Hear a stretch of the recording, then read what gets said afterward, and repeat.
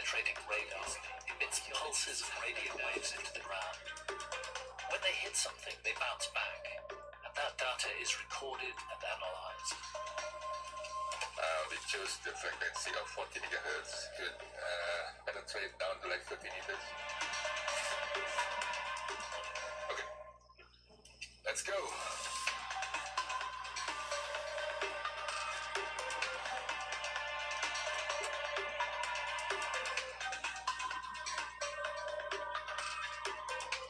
The more Dr. Hillman and his team learn from their scans of the interior, the more mysterious it's become. The nature of the structures underground became more and more complex. Although the columnar basalt is always there, it was always used as a construction material. Seismic tomography in particular has uncovered an intriguing spot deep inside the hill. It has seismic velocity about 200 meters per second. Right. Which in layman's terms means what exactly? That's a void. A void, an empty space. And you can get a sense of the shape of that empty space? Yes, as you see here, it's a rectangular. It's a rectangle. So, Yeah. And the spot is just right Yeah. because in the center of this site, Right. beneath the terrace one, there's also a chamber Yeah. connecting to this chamber beneath the second terrace. What Dr. Hillman and his team have discovered are at least 3 large rectangular chambers. One around 10 meters down, perhaps an entrance hall of some kind. It seems to have an access tunnel leading to a larger main chamber. And another passage connecting to a third chamber, between 20 to 30 meters deep. All 3 located right along the central axis of the site. I'm very intrigued by all these chambers. I so much wish you could get the archaeologists to actually excavate this site. When we see these chambers, 3 chambers, it's just like we are amazed. You know you found something significant at that point, yeah. It's unmistakable. Yeah. But to historians and the archaeologists who first excavated this site, Dr. Hillman's discovery just doesn't make sense. The accepted timeline of human history tells us that the tribe of hunter-gatherers living atop the hill around 7,000 years ago wouldn't have been capable of building a structure of this colossal size and complexity. And yet, here it is. A mystery crying out for investigation. To put a date on this hill that's not a hill, Dr. Hillman and his team turned to another geological tool: core drilling. As expected, samples of the top 2 layers dated from 3,000 years ago, back to around 8,000 years ago.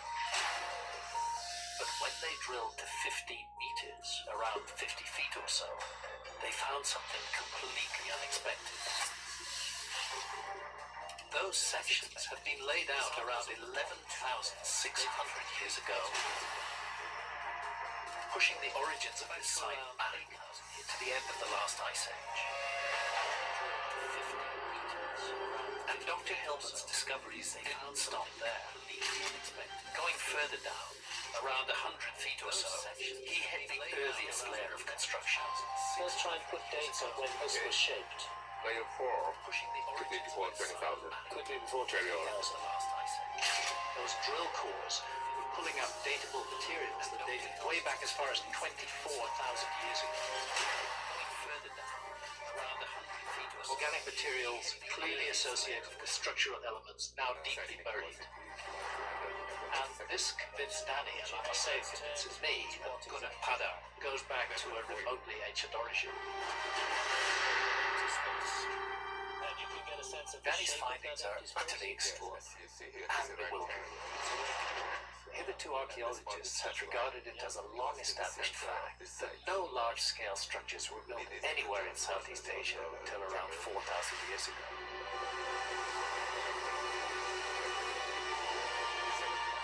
Your datings of this structure put it right back to the Ice Age. So for me, this raises a sense of enormous excitement. I can't help wondering whether those chambers contain some evidence or information that might have a bearing on my search for a lost civilization. Yeah, I think we know little about our history. I think it is a big thing here. This is an idea that mainstream archaeology finds very hard to accept. The notion that it's a man-made structure is no longer seriously disputed by anybody. But what archaeology finds very hard to swallow and very hard to accept is that the origins of this structure could date back as much as 24,000 years. To the depths of the last ice age.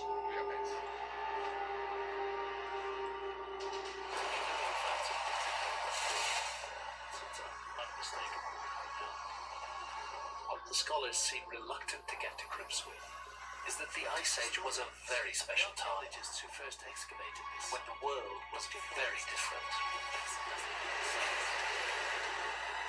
You see, back then, 20,000 years ago, Earth didn't look the same as it does now. The island of Java wasn't an island. It was the southernmost part of a vast Southeast Asian continent, a continent that geologists call Sundaland. During the last ice age, sea levels were about 120 meters, 400 feet, lower than they are today. And so what is now the Java Sea was actually an enormous landmass extending out from the mainland of Asia